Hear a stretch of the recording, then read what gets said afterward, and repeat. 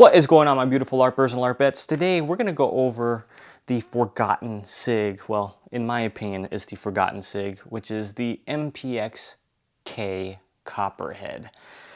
I say it's forgotten for, I guess, two reasons. First being I completely forgot about it myself because I filmed this about a year ago or something like that, and I didn't edit it and I completely forgot it was in my archive, so I decided to look through it and I actually found it, and here we are.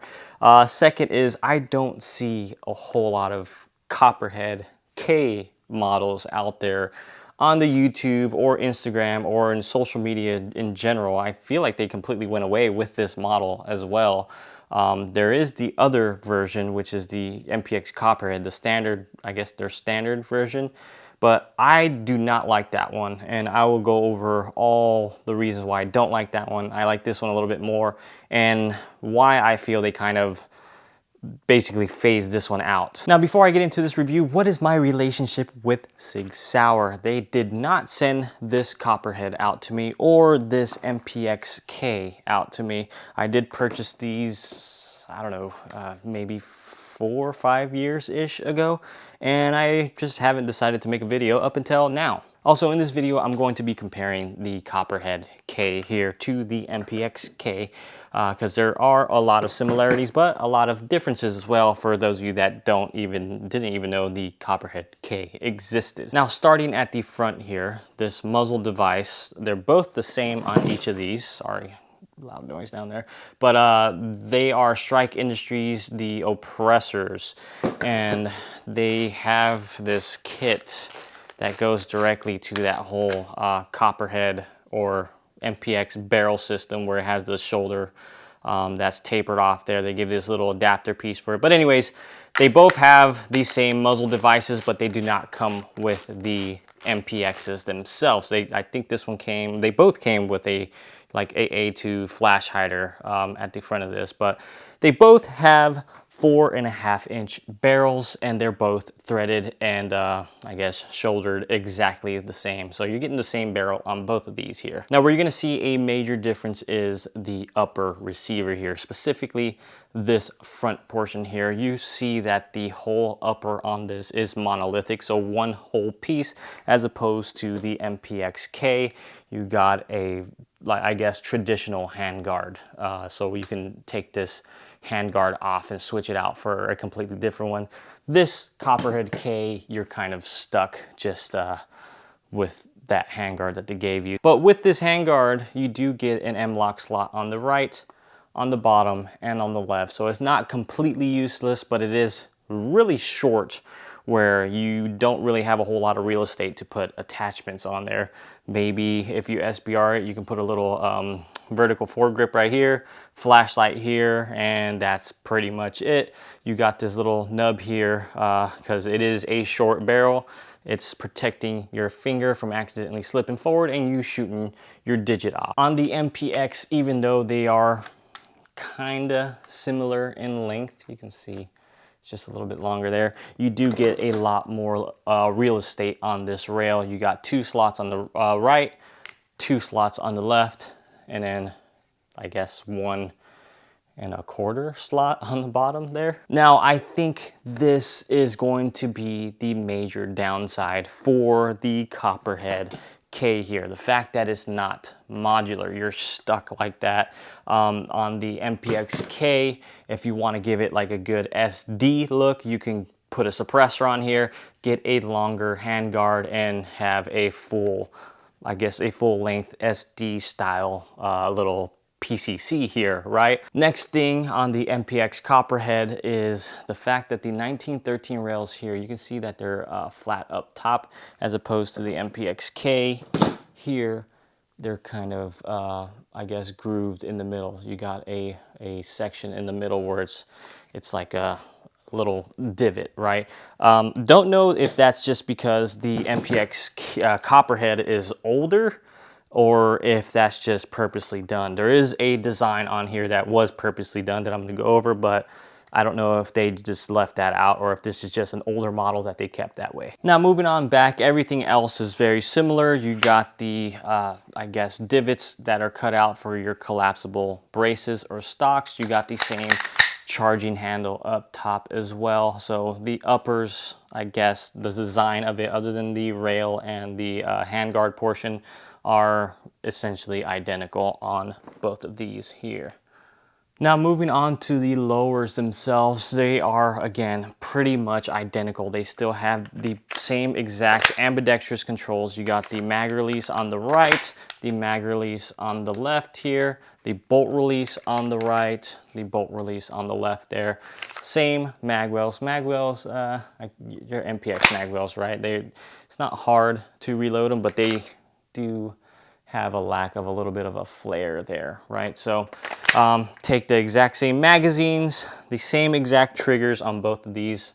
By the way, these flat face triggers on these MPXs are pretty damn sweet. They're super fast to get some really good splits on there. One difference here, it's an attachment difference, is the grips. The grip on the MPX-K here is like a full-size AR grip. On the MPX-K Copperhead, it is, I guess, on the Rattlers, they do the same grip here.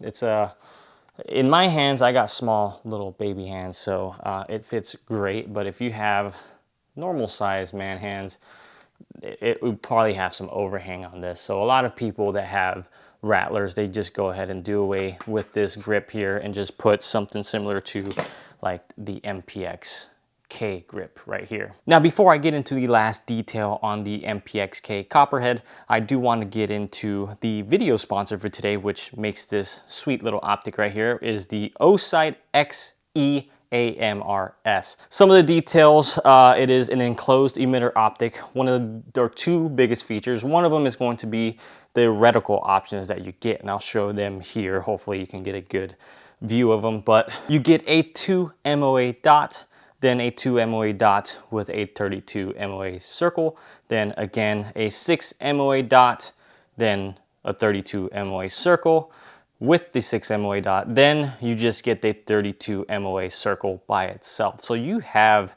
a good amount of different, I guess, size options for your reticles there. Another option that this new optic here comes with, as opposed to the older one, which I'll show you right here, that little thing on top there is basically just letting you know that it has a, I guess, a battery cap that you put on here and you can charge it. This one uses a battery tray on the side here, so you can just unscrew it and just swap batteries like a traditional optic would. The biggest feature that I love on this optic here, which I think is pretty genius, is that you get a little backup iron sight. So pay attention right there. Boop. You can see on that guy there that you get a cool little backup iron sight. They just collapse right back into it. So if you wanted to utilize iron sights, you can, but go ahead and check out Osight's optic because they are supporting your boy here to make you some more videos. But moving on to the last detail on the MPX-K Copperhead here is going to be the lower receiver, but the butt end over here, right? So you'll notice on this one, if I pull that brace out completely, you have integrated little slots here, right? You got that one and that one. That's integrated into the receiver itself. And that makes it for these tubes to go in and slide in completely perfect, just like that, and make it nice and sleek. Now that feature is not on the MPX-K right here. So this is a SB tactical brace, a lot thicker and beefier, but you don't have that on the back portion here. You just have a standard MPX lower. That makes the, I guess, butt portion of it a little bit longer as well. If I can show you a good side-by-side here, I might have to cut it, but if I can show you a good side-by-side, that the MPX-K, the one without the iron sight, you can see that the metal portion right here is longer than the MPX-K. Hopefully I said those both names right. That's gonna be the biggest difference on the lowers between the two. Now, maybe that's a downside, depending how you see it. Upside is that it looks a lot more like a part of it, right? It's sleeker. You have the push button that's built into it, and it just looks like it was made for it, right? Which it was. But on the MPX-K here, this looks like a kind of funky, right? If I put this SB tactical bracelet button and all that stuff, the length from here to here now is super long compared to the sleekness and how small that one is, right? So I prefer this one here if I'm gonna put this style of brace on. But if I want to utilize the 1913 portion, say for a side folding brace, this one would take the cake because this portion is smaller than this guy here. And also, if I were to take this completely off, I'm still stuck with that push button and those two inserts right there, those two holes. So that's gonna look super funky with a side folder. So I guess leave this the way it is and switch out this brace, SIG. If you continue to make this stupid brace thing right here, I don't know what to tell you. Get a nice brace, you know. But overall, that pretty much does it for the MPX-K Copperhead and the MPX-K. There are some differences, and they are pretty major differences, because this one, I would say, is more proprietary. You can't change the handguard, and you can't change the fact that you're gonna have those two ugly holes back there if you decide not to use this collapsible brace, and you don't have those nice grooved 1913 top sections there. The MPX-K, you have all that goodness. You can swap this out, swap this out. This looks really sexy looking up there, and you're good to go. Why do I think the Copperhead should be phased out? Why keep making the Copperhead when the K is available? The amount of, I guess, positives that this has does not outweigh the amount of positives that the K has over there. Oh, I also didn't mention that this one also has a dust cover and this one doesn't have a dust cover. I don't know, maybe that's a huge difference as well. But the MPX-K Copperhead, I think it's not needed. It is definitely just not needed. You have the MPX-K, it's modular, the size isn't too much of a huge of a difference, and that's it. I mean, when you go down to the current one that's on there, I don't see this one on SIG's website anymore, but I do see the MPX Copperhead, which is the brown one. But I absolutely hate that one just because of the barrel. The barrel is not threaded, and the front end of that barrel just gives me the creeps. It just reminds me of a nose of a like, what are they called, like moles? What are they, those little rats that dig in the ground? That one is supposed to be the smallest MPX-K, but still, I would probably choose the MPX-K here over that Copperhead and this Copperhead. But what do you guys think of the MPXs in general? I absolutely love my MPXs. I even love the MPX-K Copperhead here just because it's different. It doesn't make me like this one over this one more, but I do like how they shoot. They're one of the smoothest. I think, to me, the MPX is probably the second smoothest shooting gun that I've ever shot, or that's even out there. I think the first smoothest shooting gun I've ever shot, as far as a 9mm PCC goes, has to go to the MP5s, right? MP5s, to me, are always going to be king as far as how good they shoot, but the MPX-K, or MPXs in general, to me, are probably the smoothest behind that. I do want to mention the MPX Copperheads are a little bit more gassy, right? I don't know why. They have the similar size barrels and stuff, but I feel like I'm getting a lot more gas blowback in my face with the Copperhead compared to the MPX-K. But again, what do you guys think about the MPX-Ks and the MPX-K Copperheads? Do you own them?